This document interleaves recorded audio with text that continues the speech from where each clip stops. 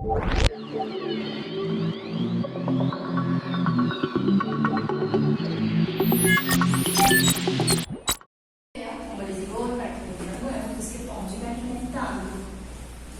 sabemos estos conceptos que venimos trabajando alrededor del territorio, vamos a ir construyendo esa territorialización que vamos haciendo cada uno y en colectivo, por supuesto. Entonces, ¿qué dice? Bueno,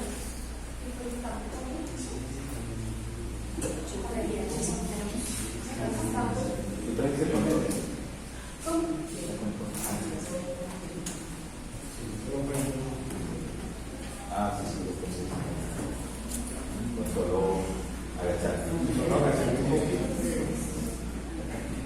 Solo agachar un poquito.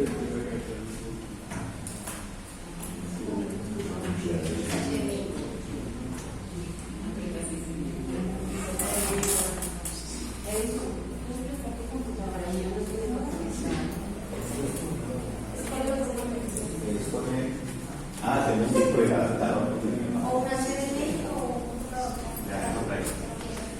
Buenas tardes, ¿cómo están? Buenas tardes. ¿Cómo han estado? Bien. Bueno, primero agradecerles la invitación, agradecerles también la participación que estén acá, que bueno ver caras conocidas, nos volvemos a encontrar. Igual la ciudad nos vuelve a encontrar y nos seguirá encontrando el territorio, eso sí.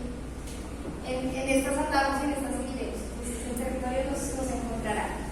Mi nombre es Elis Paola Guzmán Tenco, hago parte del proyecto colectivo Teje Araña y de la articulación Movimiento de Laderas. Acá también vino Carlos, que también hace parte del Movimiento de Laderas. Nosotros en la articulación como Laderas somos un hijito del movimiento de pobladores, que de ahí también nos conocemos entre varios y hemos seguido pues como trabajando también, igual que ustedes desde nuestros territorios, cómo le echamos cabeza a seguir proponiéndole a la ciudad, a seguir viviendo y dignificando la ciudad, pues porque esta ciudad también nos pertenece y también la hemos construido. Entonces, ¿cómo vamos a seguir ahí metiendo cada uno desde donde estamos y cómo nos vamos encontrando? De formación, los cartones y esas cosas, pues soy socióloga, estudié los Carlos de estudios humanos regionales, entonces por eso ahí nos tocó amacerarnos el pod y demás, pero por gusto y por vivir en un barrio popular, he trabajado el tema de gestión comunitaria de riesgo desde hace mucho tiempo, porque mi barrio se inundaba, pues desde pequeña para saber con inundaciones. Por acento tan neutral se dará cuenta que es muy lejano. Se ve nublera ese todo, pero ya llevo acá 11 años en Medellín. Entonces he venido conociéndola y también conociendo barrios como los que yo hice. Entonces desde ahí he trabajado la gestión comunitaria de riesgo. Entonces desde ahí he ido metiéndome cada vez más y ahora mucho más con el tema del cambio climático. Entonces no se les haga raro que en algún momento se empiecen a cruzar los cables. Y si ven que me voy mucho para allá, me vuelven y me jalan la vida porque ahorita con todo lo del cambio climático nos estamos hablando un montón. Pero eso no es algo extraño ni externo a lo que vamos a ver. Porque resulta que la planeación y el ordenamiento de los territorios no se hace como los humanos se les da la gana. Y sobre todo los humanos que tienen poder, porque son los humanos que tienen poder los que a veces dicen que esto se divide así. Pues no el papel lo hicieron las compañeras, ¿verdad? Pero lo del dibujito y lo que representa el dibujito, sí.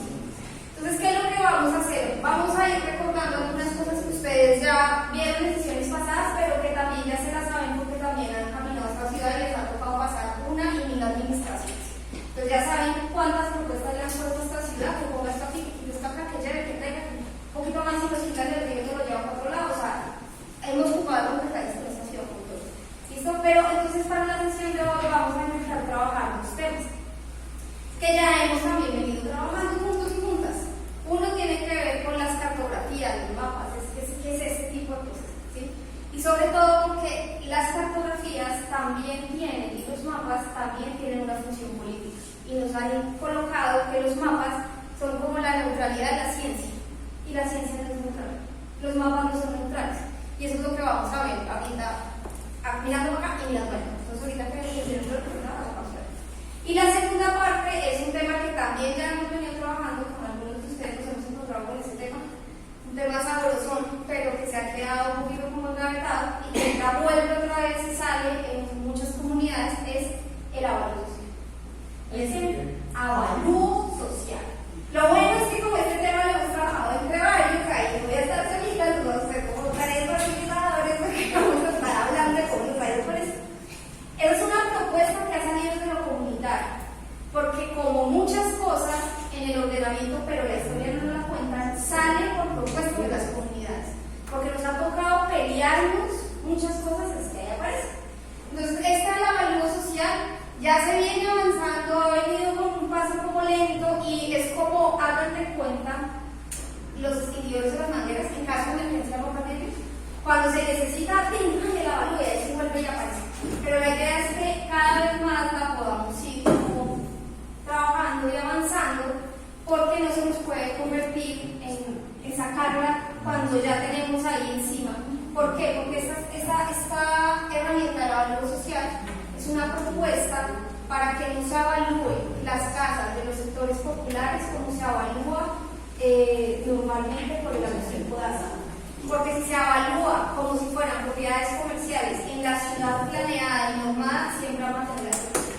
Nuestras casas siempre van a valer menos. Y entonces en el caso en el que nos tengamos que ir, va a valer menos. Entonces, ¿por qué lo vamos a usar por cambio climático? Porque resulta que desde hace ya mucho tiempo hay muchas personas que han tenido que cambiar de lugar por cuestiones de clima. Y ya hablamos de desplazamiento climático. Y ya se están hablando en cifras que el desplazamiento climático va a superar el desplazamiento por guerras. Pero tenemos otra categoría que va apareciendo, que es la de los atrapados climáticos. Y en Medellín ya tenemos casos de los atrapados climáticos.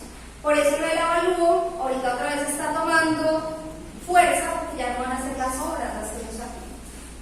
Ya va a ser el clima y las obras asociadas con el clima. Entonces, por ir usando esa historia, ¿sí? Entonces esto es como acompañarme a escuchar esta historia. Nos vamos a ir todos navegando por eso, ¿sí? Entonces vamos a ir como tejiendo, porque la idea de la sesión de hoy es que podamos también no solo compartir experiencias, sino compartir herramientas. Y herramientas que nos ayuden a dignificar los territorios, pero también a defender nuestro derecho a vivir y a vivir bien en la ciudad. ¿Listo? Esa es la invitación. ¿Les parece? ¿Algún tema que digan? Eso ya lo vimos ya como mucho, como que me acordó. Otro tema que ustedes digan, ya ese que estamos en otro tema. ¿Listo? Muy bien, muy bien. Suena. ¿Cuáles son los temas que vamos a hacer? Lo primero es. Hay que Pero considerar sí, cartografía. Sí, El primero es cartografía. Sí. El primer tema que vamos a ver. Sí, y el segundo tema es el avalúo social. Sí. ¿Y cuál va a ser el transversal? Los dos.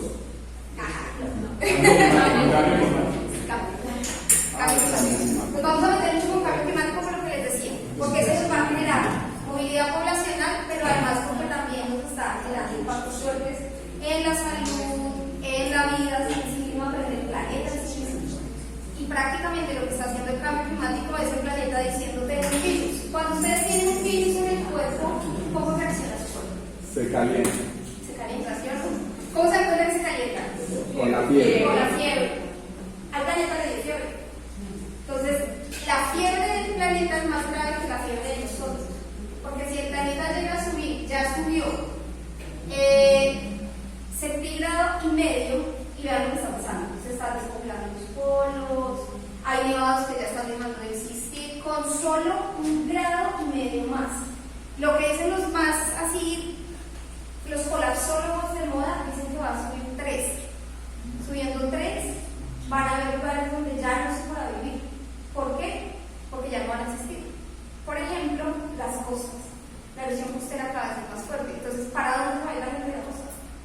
Pues la que tiene plata va a coger y se va para Miami, pero Miami va a desaparecer. Entonces le va a tocar irse para otro lado.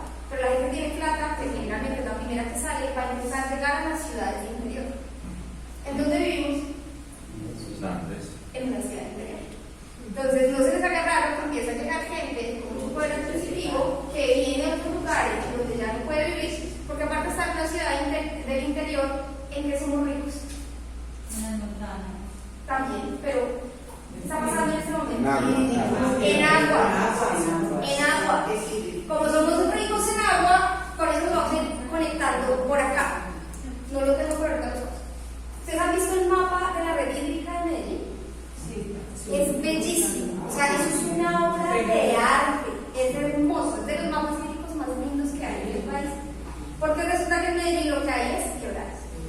sea, lo que hay es agua. Y durante mucho tiempo en la planeación, los planeadores, porque durante mucho tiempo los planeadores, la gente que trabaja en planeación, peleó con el agua. Peleó tanto con el agua que cubrió quebradas. ¿Qué quebradas han visto ustedes o saben que están viendo? Santa Elena. Y acá debe estar. ¿Dónde está la Santa Elena ahí? Por la mitad. Como por la mitad. ¿Por esta mitad? No, así. ¿Por esta mitad? Entonces, ¿esa línea azul qué es? El río. ¿Cuál río? ¿Dónde se dice? Al río Medellín. Antes se llamaba de otra manera, ¿sabían? El río Ponce. Iba a buscar el río. Iba a Ponce se llamaba. Ponce. Iba a buscar. El río Ponce, que va. Eso se llaman los niveles de cuenca. Vamos a empezar a mirar también en esta sesión algunos temas que son técnicos. Vamos a tener conceptos técnicos. ¿Por qué? Porque como les decía, los mapas también son una herramienta política. Y durante mucho tiempo esa herramienta política la han utilizado para hablarnos en un idioma que no entendamos, para que la gente diga, sí, y como no entendí, entonces allá dijeron, allá firmó y dijo que sí, pero pues es que usted me puso algo que está escrito en otro idioma que no es el mío. Pues resulta que los mapas también pueden estar en este idioma. Y una de las apuestas que hemos hecho desde los sectores comunitarios es que estamos rompiendo el miedo a los mapas y a lo técnico. Que eso que nos suena raro, decimos, qué pena, me lo explica, no lo entiendo, busco quién, pero no me venga a enredar. Porque si usted me viene a enredar, a hablar raro, solo para decirme que me tengo que ir, pues no voy a ir. ¿O no? Así es. Primero me deja que ejemplos de los que... Ahí está. Listo. Entonces tenemos al río Aburrá. El río Aburrá, ¿en qué ubicación dentro de la ciudad está? Pues en todo el centro. ¿En todo el centro? ¿Sí es el centro de la ciudad? ¿No es qué? ¿Divide la ciudad? ¿Divide la ciudad? En sentidos. Antes sí la ¿La divide? En la ciudad entre Oriente y Occidente. ¿La divide? O sea, la ciudad estaba y el río dijo, ay, me quiero pasar por acá, permiso. Abrió la ciudad en dos y pasó el río como Moisés que abrió No, más. es que, como es, se supone que eso es un valle, se llama el Valle de la Aburrá, como tú lo dices, rodeado de montañas y las montañas producen agua, entonces el agua tiene que bajar hasta donde está más para conseguir la parte plana. Y la parte plana, la del centro, es un hueco, una placita. Entonces, claro, obviamente el río se construyó naturalmente, se formó El río naturalmente. no divide, no hay el que se Exactamente. Y eso porque lo quiero traer a colación. Porque, como yo les dije, yo vengo trabajando desde hace mucho en gestión comunitaria de riesgo. Y en la gestión comunitaria de riesgo, una de las apuestas que tenemos fuertísimas es que vamos a dejar de echarle la culpa a la naturaleza, porque la naturaleza, igual que los sectores populares, ha sido explotada, marginada, olvidada, ninguneada, también la han despojado. Entonces, la naturaleza es igual que nosotros y le vamos a dejar de echar culpa. Así como lo estamos diciendo, porque no nos metan toda la culpa a nosotros, porque no es toda nuestra responsabilidad. Y con eso, lo primero es, como los desastres naturales no existen, no es natural que se generen los desastres son construcciones sociales, pues hay que saber también cómo hablamos con la naturaleza. El río Medellín, el río Aburrá no divide Medellín, porque ¿qué fue primero? ¿El río o la ciudad? El río. El río es más fácil que la de la organización. Y no era lineal. Y no era lineal, vamos para allá. Ahorita téngala ahí, que ahorita vamos para allá. Lo malinteresado. Sí, lo rectificaron. ¿Y a quién rectifican? A que dicen que está por el mal camino. Y él no estaba por el mal camino. Entonces, lo primero es no dividir. Porque la ciudad se construyó alrededor del río. El río no llegó a dividir la ciudad, no divide a la gente. El río puede unir a la gente. Y eso es lo que ustedes, de repente ya lo alcanzaron a ver con Carlos, y así no lo vamos a recordar. Cuando hablamos de los macroproyectos de río, una de las cosas que muy bonito filosóficamente suena es para unir. Ese macroproyecto supone que es para unir. Pero lo más chistoso es que une a los de un lado con los de este lado, los de este lado con los de este lado, los de este lado con los de este lado. O sea, es como no te juntes con esa chupa. No te puedes juntar de aquí para allá y de aquí para allá. Visualmente, cuando vamos por el metro y podemos ver el río, vemos que las intervenciones cambian dependiendo de ciertos lugares de la ciudad. ¿Listo? Entonces, lo primero,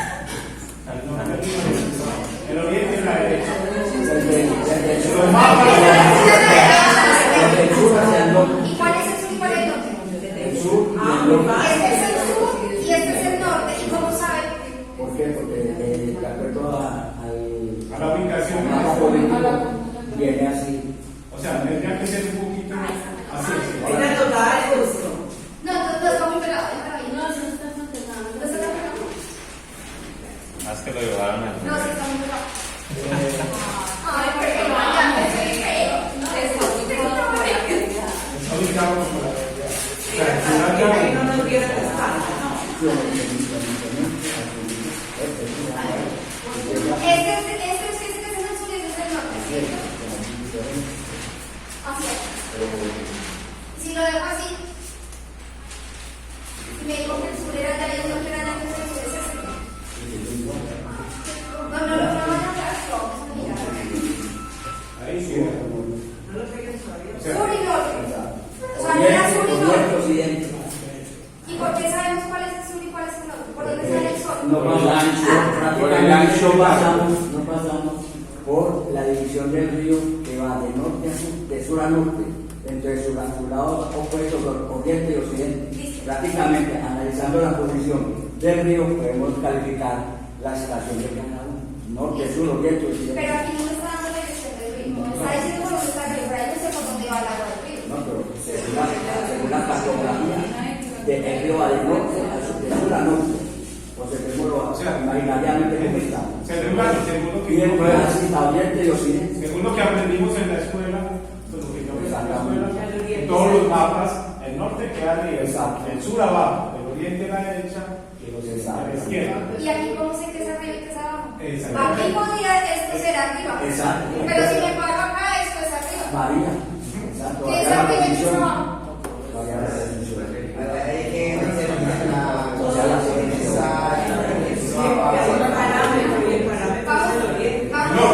Vamos a escuchar.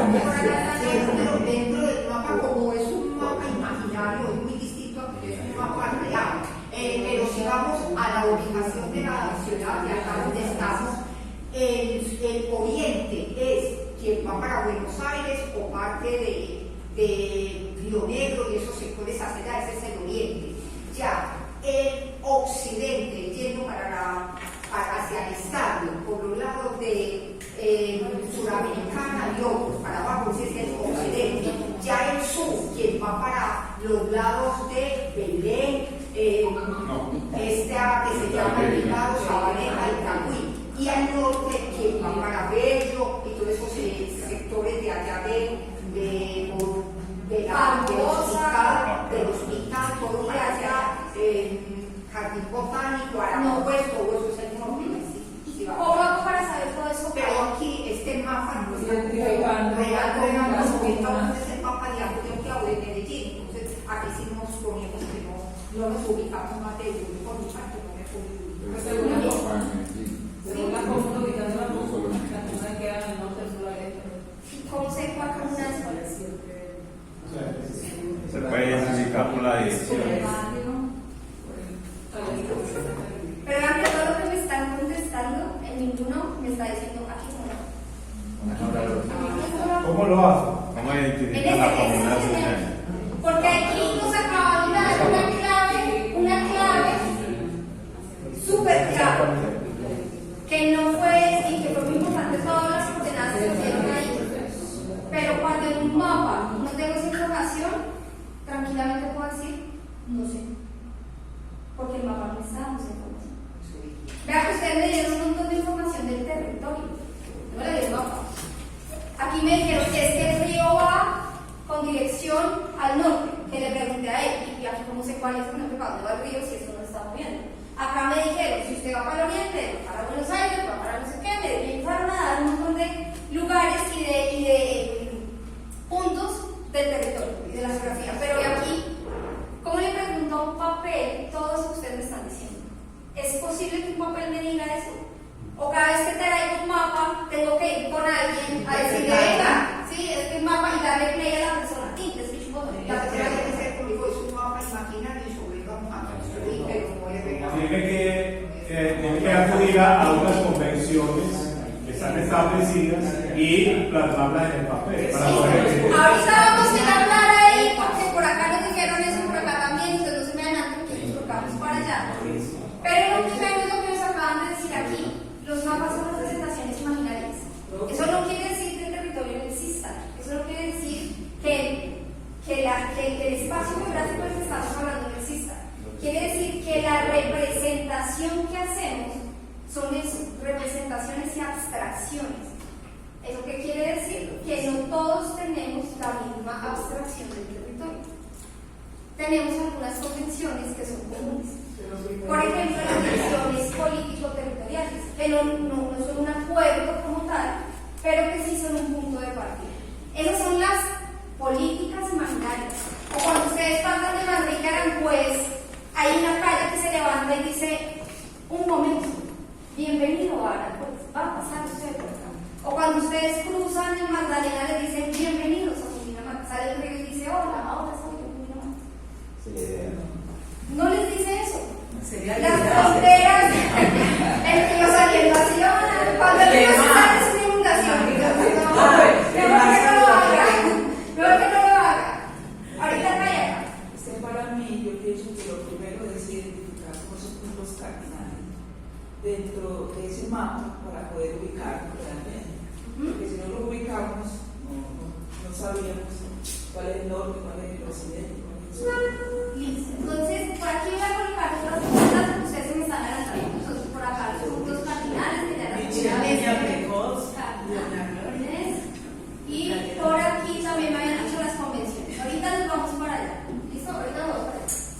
Aquí habíamos ido la Bueno, acerca de lo que usted dijo antes, ya de la palabra compañera, si nosotros vamos a decir que es la quebrada o el río que nos está ubicando, hacia dónde vamos, no propiamente, porque si cogemos por ejemplo la quebrada Santa Elena, como imaginario vamos a ir para los lados de Caicedo, pero Caicedo, entonces hacia dónde voy, hacia la sierra o hacia otro sector de Caicedo, pero si voy a Buenos Aires, la quebrada no me indica, es otras instancias ya de conocimiento geográfico histórico que nos hacen decir hacia dónde vamos. Pero si usted me va a dar todos los tips por adelantado, entonces me lo he dicho en la mano. Ese es otro punto que es muy clave en un mapa, y es para qué queremos el mapa. ¿A dónde voy? Porque si yo necesito un mapa de Medellín para poder moverme, y ustedes llevan toda la vida acá, ustedes dicen: yo no necesito un mapa. Yo empecé a mover, ya como la calle Tazo, por aquí, no me la voy a acá, ¿verdad? Pero si ustedes están en otro lugar y necesitan el mapa, o si necesitan entender el mapa, si no les acaban de dar un mapa, ustedes ni idea, es más, les pueden dar un mapa que ni siquiera es.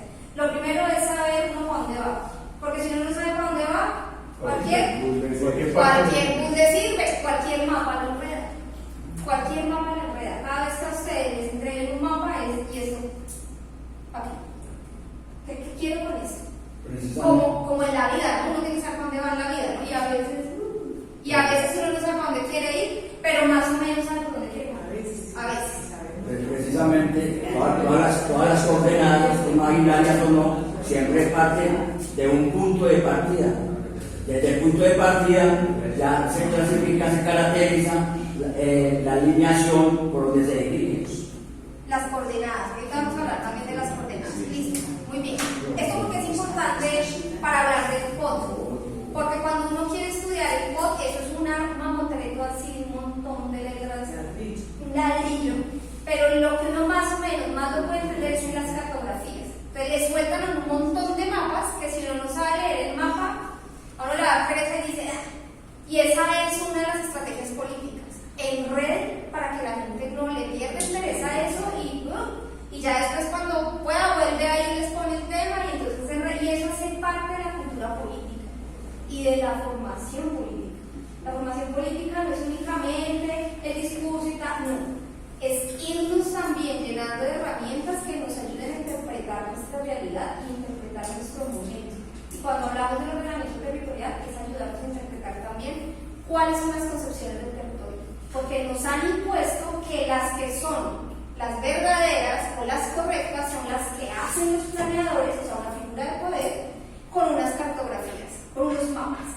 Entonces, como ustedes saben, los mapas nos hacen mapas ya, descartado. Y segundo, usted es planeador, estudió esa vaina, está mandando por acá, ya no es descartado. Ahí también están las relaciones de poder, pero las ponen desde lo técnico, es el técnico. Entonces, también nosotros podemos coger herramientas técnicas y las vamos a coger, para que cuando nos vengan un mapa, pues uno también diga: bueno, yo necesito esto con este mapa para poder entender ese mapa. Por algunos programas de televisión o de radio uno escucha noticias donde dicen: pasó un incidente por el nororiente de Medellín, otro dicen por el suroccidente. ¿De qué era eso? ¿En qué sector? Entonces hay mucha gente que tampoco se ubica en qué o hacia dónde vamos o en qué sectores está ese problema. Es más, hay ciudades donde uno va y pregunta: ¿a dónde queda el sur? Y la gente es como: ¿para dónde va? No, para tal lado, eso es por allí, pero no para dónde queda el sur. No se ubican por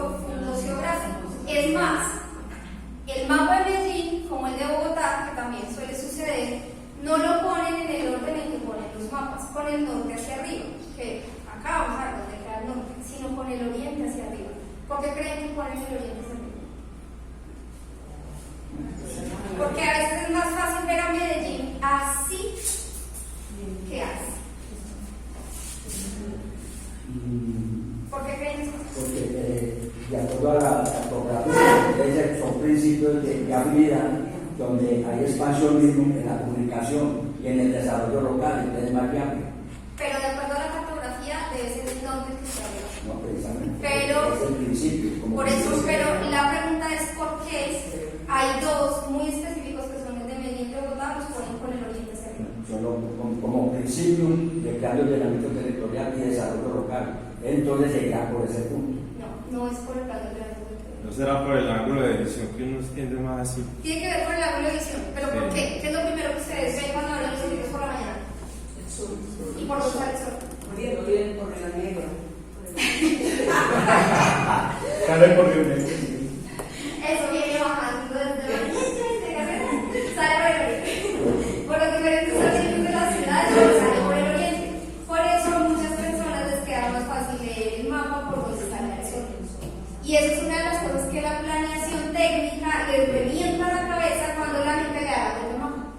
Este ejercicio que hicimos darle la vuelta al mapa, si llega un de esos técnicos, muy cuadriculados, vuelve y les pone el mapa en el norte y así lo tienen que leer. ¿Por qué? Porque durante muchísimo tiempo, durante siglos, nos dijeron que el norte era mejor que el sur.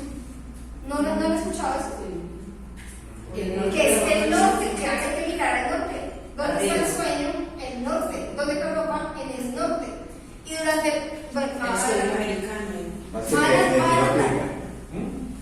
no van a estar... Medellín no aplica. En Medellín no aplica, pero en el mundo global sí.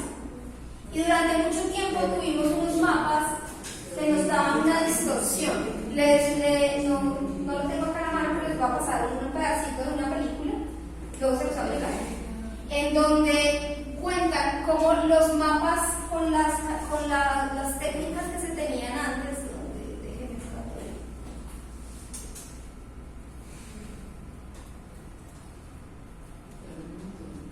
Las cartografías y los mapas, como se hacían antes, tenían un discurso político, y el discurso político era decir, Europa manda el mundo, y Europa es muy chiquita. Si uno lo mide, es pequeño, pero ellos hacían los mapas con la Europa más grande, con África más chiquita y con América más pequeña, porque eso les daba también un discurso de poder.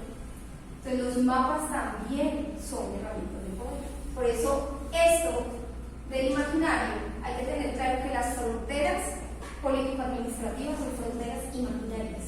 Y desde ahí nos han generado discursos muy complicados. Como por ejemplo, es que se viene tal país, eso fijo viene a robar, por si puso la frontera. Eso aplica aquí y en un montón de lados. A los que están cruzando de África para Europa, no los dejan cruzar.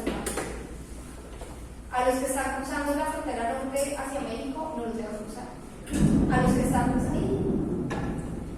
están cruzando la frontera nuestra por la parte oriental, por el problema que están dando.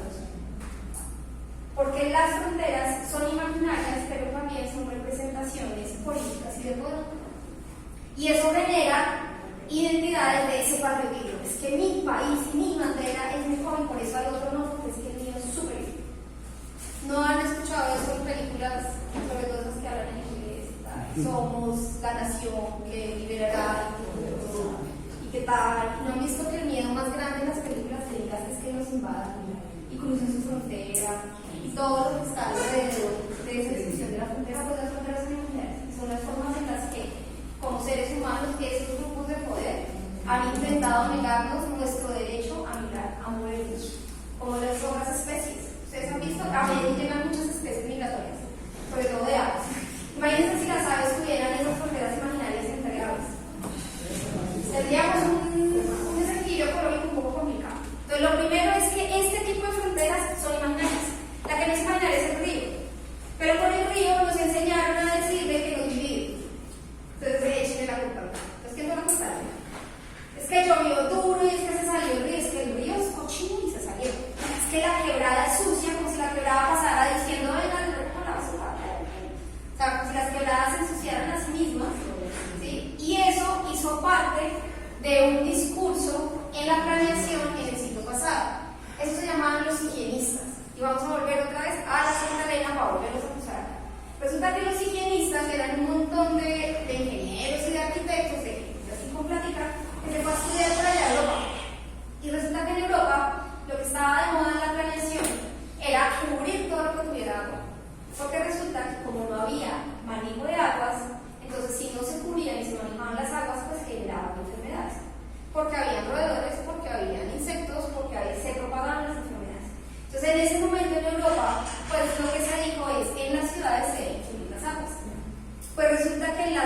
ciudades de Europa son más pequeñas que las nuestras y donde está la humanidad, sino alrededor del agua. Varias de las ciudades principales de Europa también tienen un río, las construyeron alrededor del río. Entonces, si ustedes miran las películas francesas, esas románticas con la Torre Eiffel, pasa un río. Pasa un río. Venecia está inundado. Venecia está inundado y pasa un río. Y ahorita están sufriendo porque a veces el cambio climático les va a dar durísimo. Ahora les va a dar durísimo. Pero resulta que allá el agua estaba más dispersa. Entonces, aunque ellos estaban alrededor de la agua, no tenían tanta agua alrededor como si lo tienen las ciudades de los Andes. O sea, sobre todo las ciudades de Sudamérica. Todas las que estamos en la montaña tenemos muchísima agua. Entonces, esos que estaban allá en Europa, lo que hicieron para ordenar y para planear fue que tendrían el agua. Entonces resulta que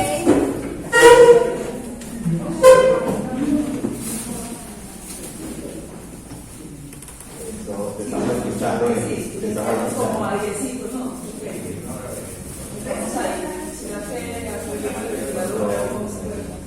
resulta que como muchas de esas personas que podían ir y viajar a estudiar por allá y se podían lejos, pues llegaron por ese lugar.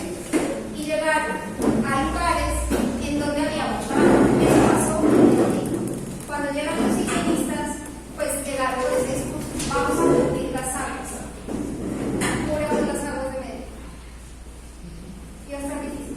Pero pues obviamente le echaron el ojo a las personas grandes. Una de esas, la quebrada Santa Elena. ¿Ustedes saben por qué la playa se llama la playa? ¿Por qué?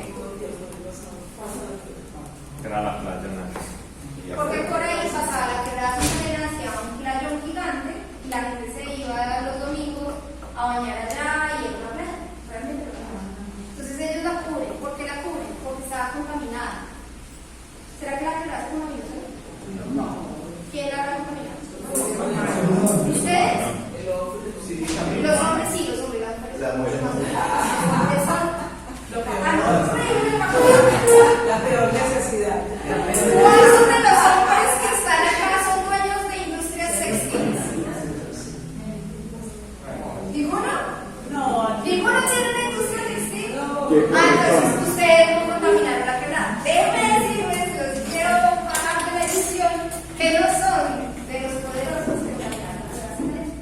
Acuérdense, para los que tienen más vivida esa historia y para los que han estudiado la historia de la ciudad, ¿se acuerdan en dónde estaban las industrias textiles antes? Recién empieza la industrialización de la ciudad. Por ahí por el centro, una plaza de una chimenea. Pero había unas más hacia acá. Si ustedes miran detrás del Museo Casa de la Memoria, todavía se ven las chimeneas. Las industrias textiles. Esas Fulana, industrias textiles. Cortejé, fabricar. ¿Se acuerdan de la palabra proteger y demás? Estaban en el centro y ellas vertían aguas a la quebrada Santa Elena y la contaminaron.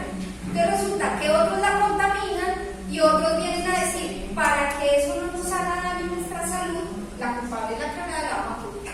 Entonces, tras de que la contaminan, la cubren. La maltratan.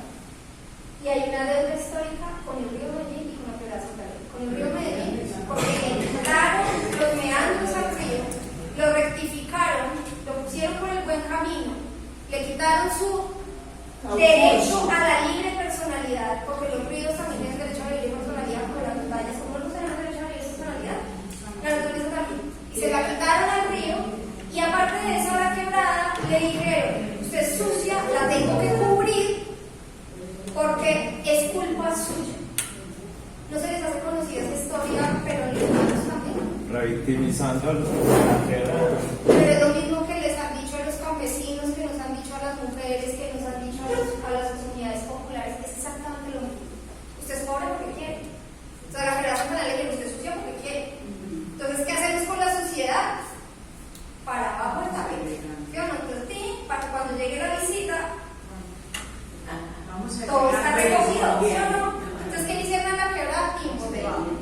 Pero la quebrada sigue ahí. Si ustedes van detrás de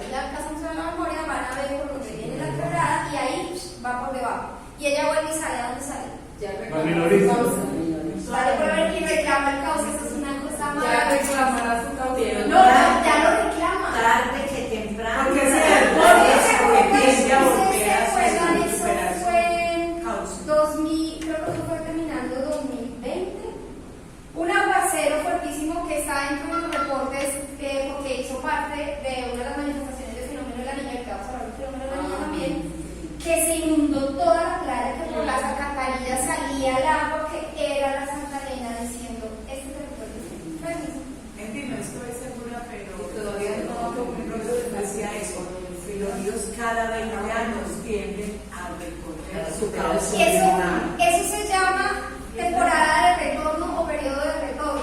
Eso depende del río, no necesariamente cada 20 años, pero eso es lo que está diciendo María Elena, es importante tenerlo en cuenta. ¿Por qué? Porque los periodos de retorno son muy importantes. Los periodos de retorno son muy importantes para las aguas y para nosotros, sobre todo para las poblaciones que decidimos vivir alrededor del agua, todos los humanos. ¿Alguno de ustedes vive sin agua? ¿Alguno de ustedes vive sin agua? ¿Ha tomado agua hoy en todo el día sin crear en tinto? Que pueda decir, no, yo llevo días sin tomar agüita, sin tomar nada de líquido y aquí estoy sin nada, o sea, y sobre todo tomando, es bebiendo. ¿Lleva muchos días sin tomar? No, sobre las personas académicas. Y ahí es cierto que uno la vuelve a eso en planeación se ha propuesto varias veces. Se ha propuesto varias veces retomar la quebrada. Tiene un montón de peros que le han puesto, ¿no? Y es que ya es una arteria abierta. Entonces han dicho, bueno, ¿y qué hacemos con la congestión de lo que hay? Aunque no es tan representativa, es más complejo si cierra la venta a que siga la playa. ¿Sí? Y sí se ha hecho esa propuesta. Es más, en la discusión del último POT, que estuvimos también dando de la en el último POT del 2014, también estaba todavía esa discusión. Hay un documental que creo que se llama Navegando la Santa Elena, pues no sé cómo se llama, pero lo podemos buscar, donde un grupo de estudiantes se metió por debajo y la navegó, y ellos se fueron con cámara y todo y encontraron que los puentes todavía existen. Hay un puente que juntaba a la altura donde está protegida, donde estaban seteados. Hay un puente en piedra, todavía está, porque cuando la construyeron no destruyeron los puentes. Entonces la podrían descubrir y todavía tendría los pasos peatonales que hubo hace muchos años.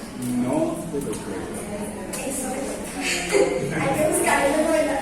Y es un documental muy bonito, porque ellos se meten y la navegan y todavía se puede navegar. Entonces, ¿por qué es importante los periodos de retorno?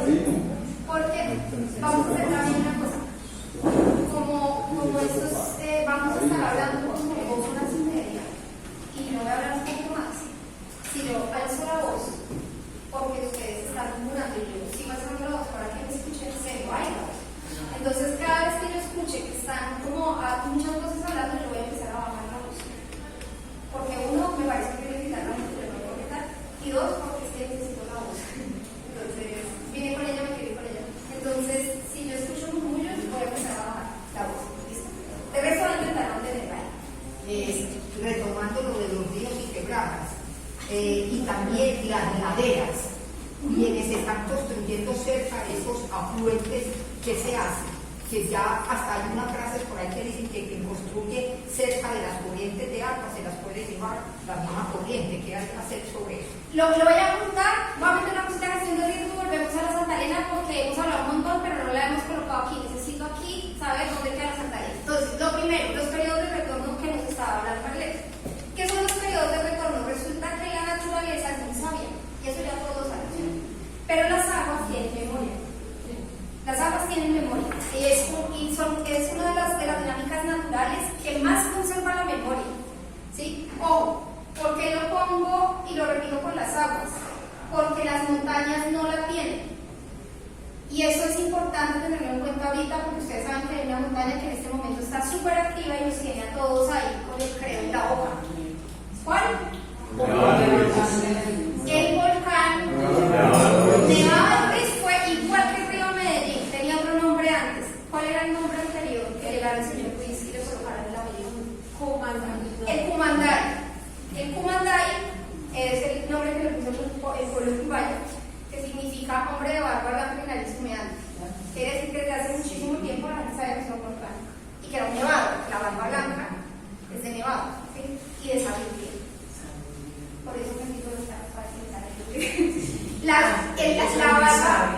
barba blanca es el nevado y la nariz humeante es porque constantemente los volcanes no tienen esa memoria.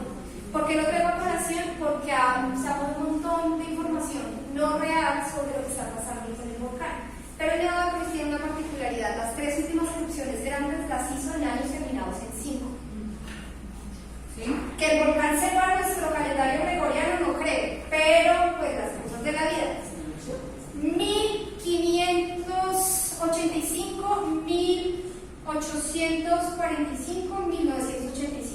Me puedo equivocar en las dos primeras, porque no recuerdo bien el antes de, pero es un 1500 o 4585, 1800 o 4585, 1985 Entonces, si seguimos con lo que el volcán está haciendo en 2 años, nos va a tener 2 años, pero lo sabemos, las montañas no tienen esa misma dinámica, las aguas sí. Resulta que las aguas tienen algo que se llama periodos de retorno, y eso es que es la memoria. Entonces, el cuerpo de agua dice, ve, yo pasaba a cortar el agua, yo no pasaba por aquí.